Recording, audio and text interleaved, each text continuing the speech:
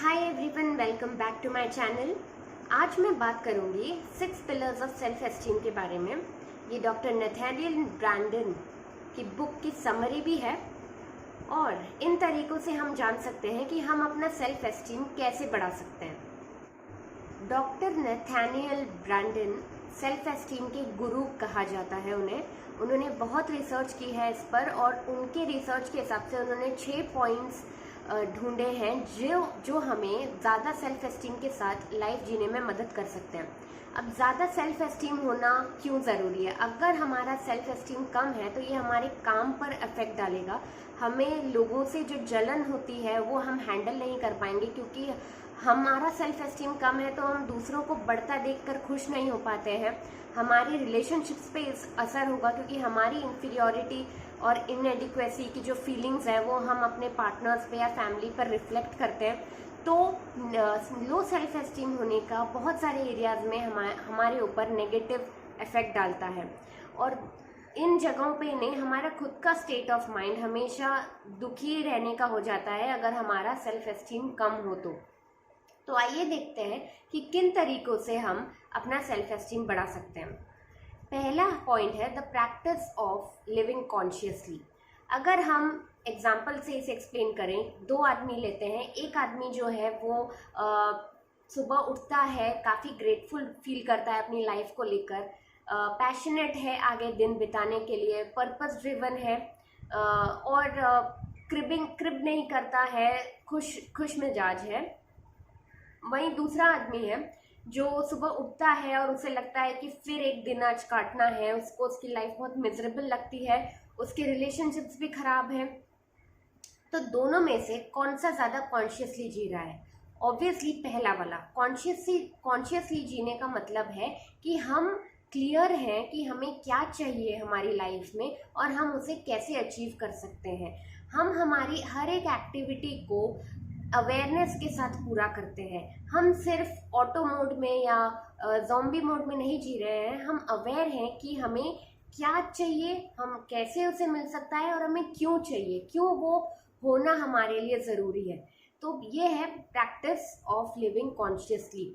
इससे हमारा self esteem इसलिए हाई रहता है क्योंकि अगर हम ज़ॉम्बी मोड में, ऑटो मोड में रह रहे हैं तो हम रोबोट की तरह जीवन जी रहे हैं। हमें ऐसा लगता है कि हमारी लाइफ हमारे कंट्रोल में नहीं है, हमें जो बता दिया गया है हम वो कर रहे हैं। इससे हमें हीन भावना डेवलप हो जाती है। पर जब हम कॉन्शियसली जीते हैं तो ये हमें अवेयरनेस रहती है कि हम अपनी लाइफ हमारे हिसाब से क्रिएट कर सकते हैं, तो हमारा सेल्फ एस्टीम भी हाई रहता है। दूसरा पॉइंट है the practice of self acceptance. इसका मतलब ये है कि हम अपने आप को पूरी तरह एक्सेप्ट करें, फ्लॉज के साथ, इम्परफेक्शंस के साथ। इसे भी हम एग्जाम्पल से एक्सप्लेन करते हैं। अगर एक आदमी है जो ओबेस है, थोड़ा मोटा है, और उसे कोई आके बताता है कि आप मोटे हो, आपको वेट कम करना चाहिए, आपको हेल्थ इश्यूज हो सकते हैं, तो वो डिनाई करता है कि नहीं मैं मोटा नहीं हूँ, ज़्यादा इतना तो चलता है। या फिर वो उसे एक्सक्यूजेस से ढकने की कोशिश करता है कि मुझे डाइटिंग का टाइम नहीं है, मुझे एक्सरसाइज का टाइम नहीं मिलता है, मैं फुल टाइम बिजी रहता हूँ, एक्सेट्रा एक्सेट्रा। तो वो उस चीज़ों को कवर करने की कोशिश करता है, तो वो डिनाइल में जी रहा है। वहीं पे दूसरा आदमी है जिसे भी पॉइंट आउट किया जाता है कि आपका वेट ज़्यादा है, आपको थोड़ा कम करना चाहिए जिससे आपको हेल्थ प्रॉब्लम्स आगे चल के ना हो, तो वो उस चीज़ को एक्सेप्ट करता है कि हाँ शायद मैंने थोड़ा वेट पुट ऑन कर लिया है और इसे मैं कुछ एक्शन लेके, एक्सरसाइज लेकर कम करने की कोशिश करूँगा। तो दोनों में से आपको क्या लगता है किसका सेल्फ एस्टीम ज़्यादा होगा? ऑब्वियसली दूसरे का, क्योंकि जो अपनी कमी को डिनाई कर रहा है उसका जो रियलिटी है और उसके जो थॉट है उसमें मिसमैच है। तो यहाँ पे वो डिनाई कर रहा है कि वो मोटा है, या मोटा है भी तो वो उसको कुछ ठीक करने के लिए कुछ कर नहीं सकता, तो उसकी रियलिटी और थॉट में मिसमैच है। उसकी रियलिटी है कि वो मोटा है और वो डिनाई कर रहा है, तो यहाँ पे ही उसका सेल्फ एस्टीम सबकॉन्शियसली कम होता चला जाएगा।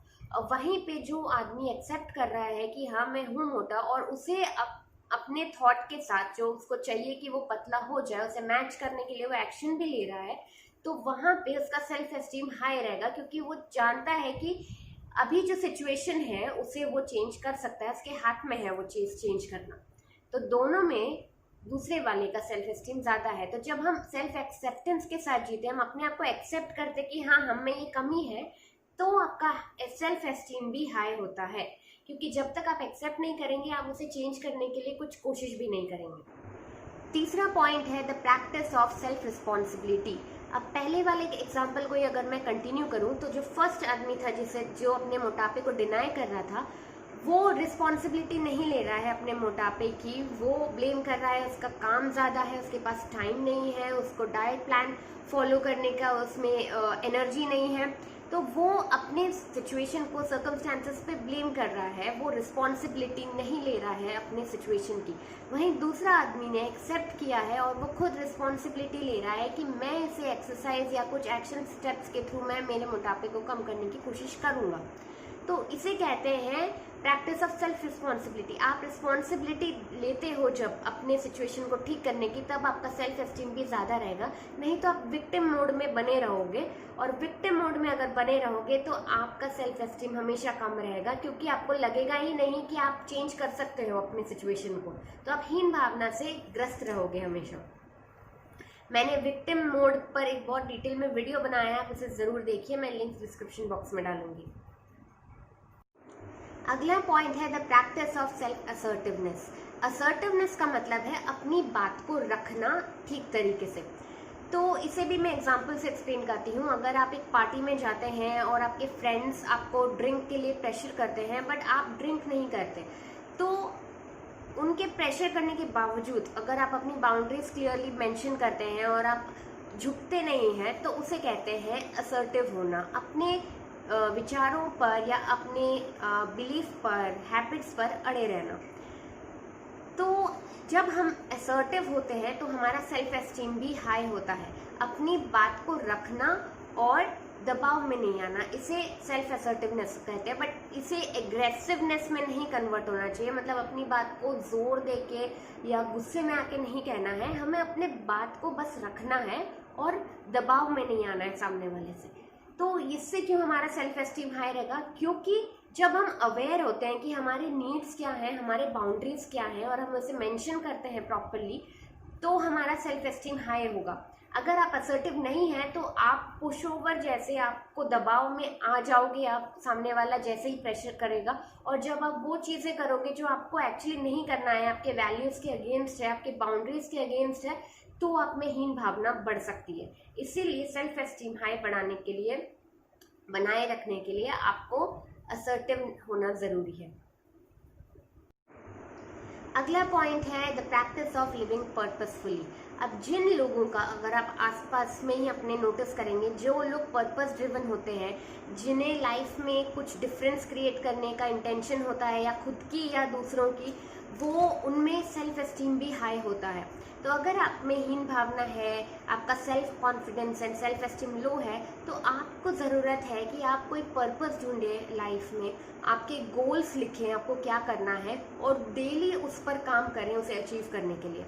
जो व्यक्ति अगर रेगुलर जॉब भी कर रहा है, ऐसा ज़रूरी नहीं कि आपको पर्पस ड्रिवन होना है तो कोई बड़ा काम करें, दुनिया को चेंज करने का काम करें, ऐसा ज़रूरी नहीं है। जो चीज़ें आपको खुशी देती है, उन चीज़ों को आपके दिन में इनकॉर्पोरेट करने की कोशिश करिए, उन चीज़ों को ज़्यादा करिए। अगर आपको राइटिंग का शौक है तो ज़्यादा लिखिए। आपका दिन, आपके रेगुलर काम के अलावा आप टाइम निकालिए कि आप दिन भर में कुछ समय उसे दे सकें। ऐसी चीज़ें ढूंढिए जो आप लुक फॉरवर्ड करें हर दिन वो करने के लिए, आपको वो करने में इंटरेस्ट हो, और आप जब भी उठें सो के तो आप सोचें कि हाँ मुझे ये करना है। जो चीज़ों को करने से आपको खुशी मिलती है आप वो करें, वो आपका पर्पस हो सकता है। छोटे से लेके कोई बड़ी चीज़ कुछ भी हो सकती है, बट जो लोग पर्पस के साथ जीते हैं वो, उनमें सेल्फ एस्टीम भी बहुत हाई होता है। और आखिरी पॉइंट है the practice of personal integrity. इसका मतलब ये है, डॉक्टर नथानियल ब्रैंडन ने एक टर्म निकाला था कॉन्ग्रुएंस। मतलब कि जब हमारे विचार, वर्ड्स और एक्शन इन दोनों में मेल हो, उसे कहते हैं हम कॉन्ग्रुएंस। पर जब हमारे विचार, वर्ड्स और एक्शन में, मतलब जो हम सोचते हैं, जो हम बोलते हैं और जो हम करते हैं, उनमें अगर मेल नहीं है तो हमारा सेल्फ एस्टीम बहुत कम होगा।